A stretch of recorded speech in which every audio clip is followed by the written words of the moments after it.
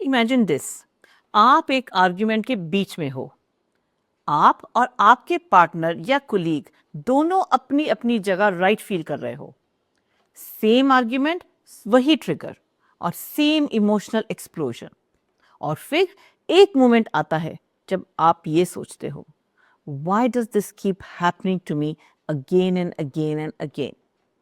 क्या ये सिर्फ कम्युनिकेशन की प्रॉब्लम है या फिर ये कुछ उससे कहीं ज्यादा डीपर है जो हम तुम देख नहीं पा रहे। आज के वीडियो में आपको एक ऐसा कॉन्सेप्ट के बारे में मैं बताना चाहूंगी जो शायद आपके कॉन्फ्लिक्ट्स को एक कंप्लीटली न्यू लेंस से देखें और आपकी उसमें हेल्प हो। और वो है आकाशिक रिकॉर्ड्स। और रुकिए, ये कोई मिस्टिकल स्टोरी टेल नहीं है। अगर आप प्रोफेशनल लाइफ, मैरिज या फैमिली रिलेशनशिप्स में रिपीटेड कॉन्फ्लिक्ट्स देख रहे हो, तो जो मैं आपको नेक्स्ट बताने वाली हूं वो शायद आपकी अंडरस्टैंडिंग कंप्लीटली शिफ्ट कर दे। Let me share a story. कुछ टाइम पहले मेरी एक क्लाइंट थी। Let's call her Manju. Successful corporate professional, smart, intelligent, emotionally aware. लेकिन उसकी मैरिज में एक बहुत ही स्ट्रेंज पैटर्न था। एवरी फ्यू वीक्स एक छोटी सी बात बहुत बड़ा आर्ग्यूमेंट बन जाती थी। कभी वो लॉन्ड्री पे लड़ाई, कभी लेट रिप्लाई पे रिप्लाई, कभी वीकेंड प्लान्स पे लड़ाई। और सडनली डिस्कशन इतना एस्केलेट हो जाता था कि हो जाता था full blown emotional conflict. Manju का एक सीधा सा सवाल था, मैं कम्युनिकेशन इंप्रूव करने की कोशिश कर रही हूं, फिर भी सेम कॉन्फ्लिक्ट्स क्यों रिपीट हो रहे हैं।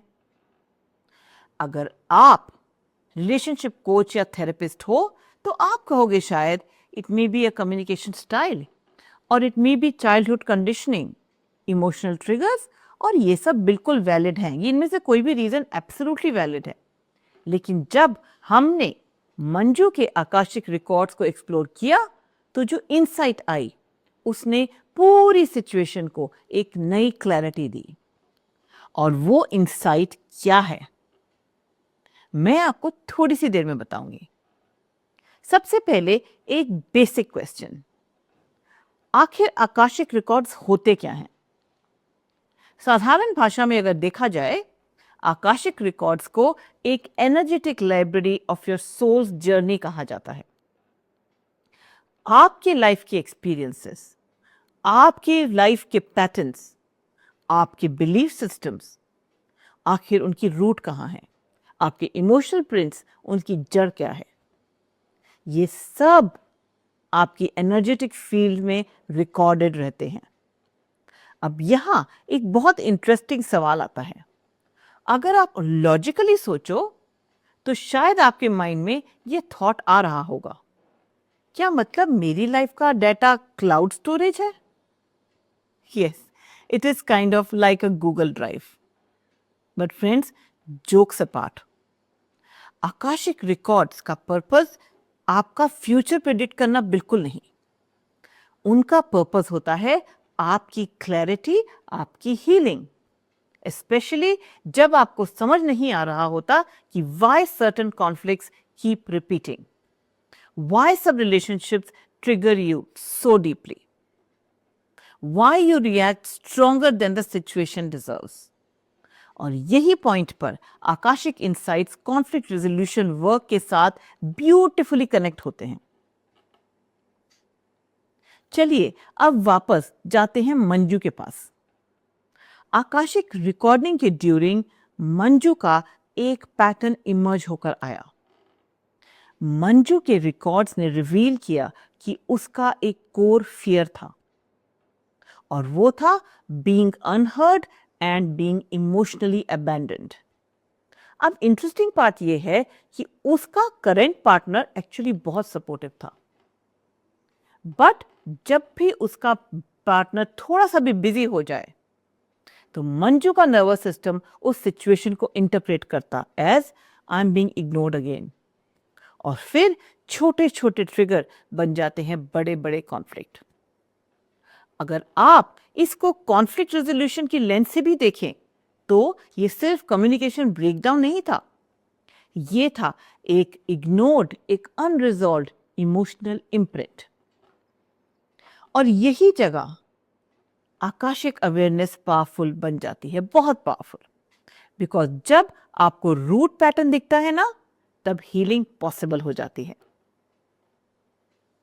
Now let me ask you something.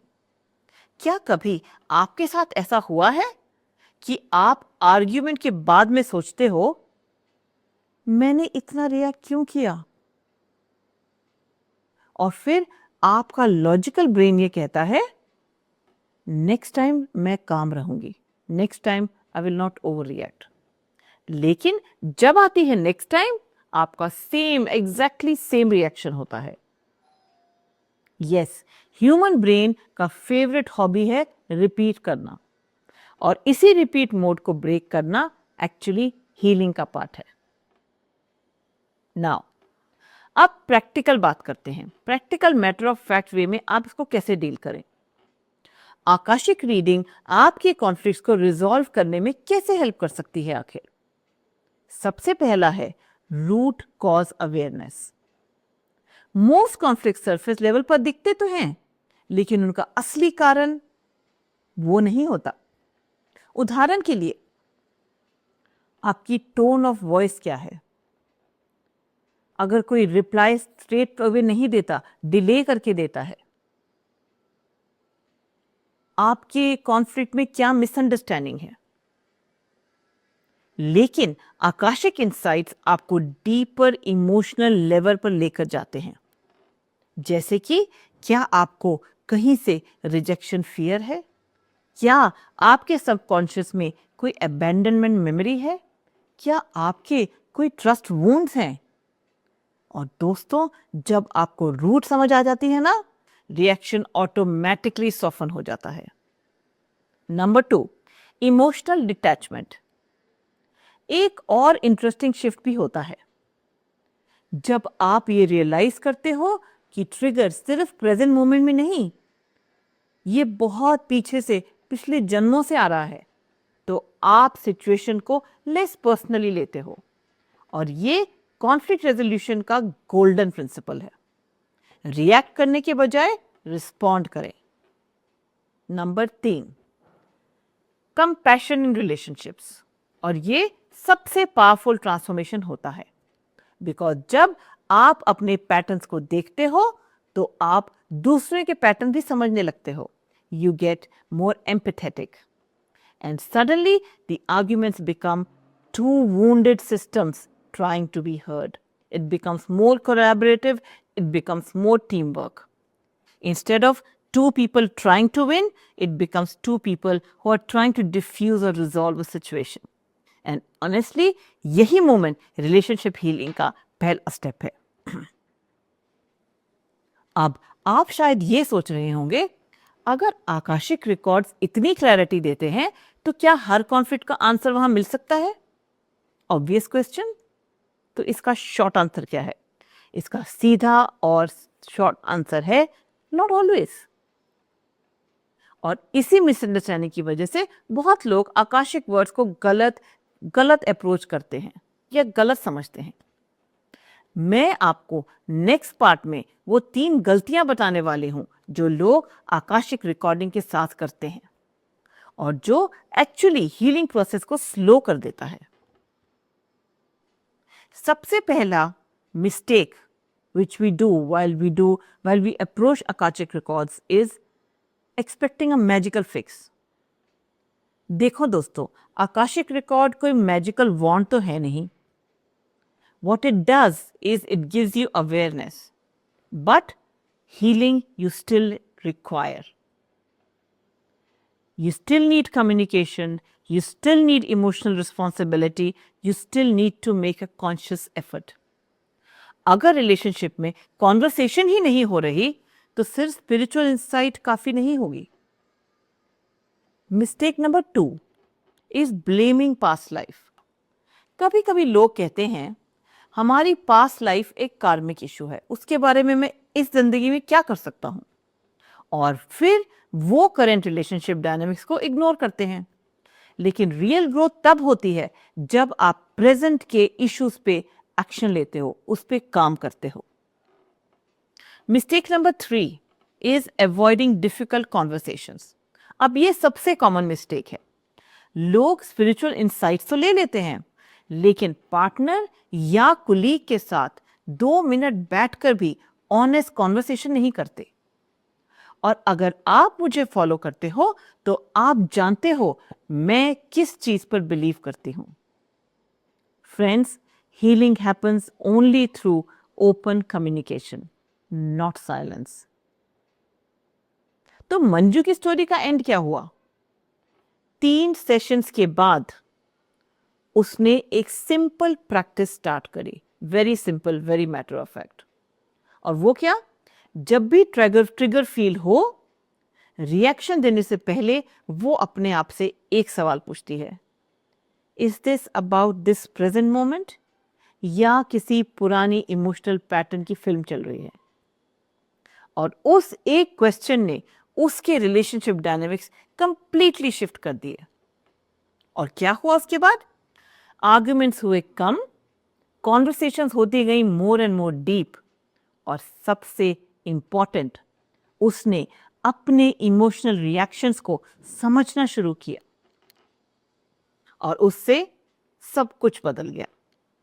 अगर आपको लगता है कि आपकी लाइफ में भी कुछ ऐसे पैटर्न्स हैं जो बार बार रिपीट हो रहे हैं, it could be the same conflicts और द सेम इमोशनल ट्रिगर्स, या फिर सेम रिलेशनशिप ट्रबल्स, तब शायद अब वक्त आ गया है उन पैटर्न्स को डीपर लेवल पे समझने का, डीपर लेवल पे एक्सप्लोर करने का।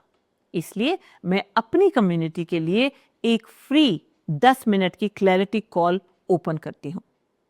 इस कॉल में हम सिंपली ये एक्सप्लोर करेंगे कि आपकी लाइफ के करंट चैलेंजेस क्या हैं, क्या आकाशिक इंसाइट आपके सिचुएशन में हेल्पफुल हो सकती है, और आपकी हीलिंग के नेक्स्ट स्टेप्स क्या हो सकते हैं। नो प्रेशर, नो कमिटमेंट, सिर्फ क्लैरिटी, सिर्फ और सिर्फ क्लैरिटी। अगर आप इंटरेस्टेड हो तो डिस्क्रिप्शन में जो लिंक है उस पर क्लिक करके अपना फ्री क्लैरिटी कॉल बुक कर सकते हो। और अगर आज का वीडियो आपको हेल्पफुल लगा तो प्लीज कमेंट में लिखिए, I choose awareness, I choose clarity, because awareness ही वो फर्स्ट स्टेप है जो कॉन्फ्लिक्ट्स को अंडरस्टैंडिंग में बदल सकता है और पेन को ग्रोथ में ट्रांसफॉर्म कर सकता है। मैं आपसे नेक्स्ट वीडियो में मिलूंगी, तब तक keep smiling and take very good care of yourself.